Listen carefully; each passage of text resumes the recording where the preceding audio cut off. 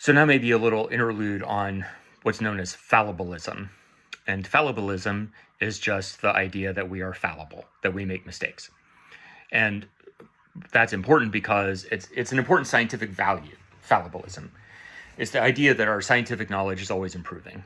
As we learn more, we learn how to learn more. As we learn more, we find out about things that we were wrong about before.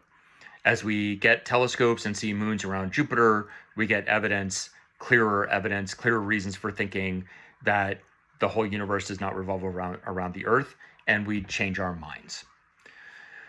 That's fallibilism. And it's a fundamental principle of science that science only proceeds if we recognize that we are probably right this very second wrong about things that actually matter in some ways that actually matter. And so we keep looking, we keep searching, we keep trying to improve. If we can only be fallible about facts, if values, if morals, for example, maybe even scientific values like clarity or simplicity or coherence, if those aren't fallible, if we can't improve, say, the criteria according to which we make scientific judgments, isn't that a fundamental limit on our ability to continue to improve our scientific judgments? And so if fallibilism is only a thing, if we can only be wrong about facts, if we can't be wrong about opinions, if opinions are purely subjective, then I can't possibly be wrong about them because there's nothing for them to correspond. Okay, so we talk about what makes something true, right? But in a certain sort of pretty straightforward way, I can't be wrong about my own sense of what's right and what's wrong. If I think X, Y, or Z is right, and I don't have to refer to anything else outside of my feeling that X, Y, or Z is right, then it's just right. There's no way of correcting it.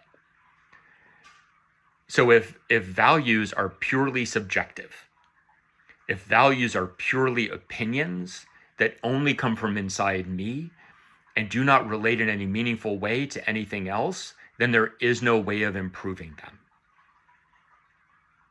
If we think we can improve our morals, if we think we can correct our moral thinking, and this is part of what I was after in a couple of videos back, we do in fact evaluate people's moral judgments all the time.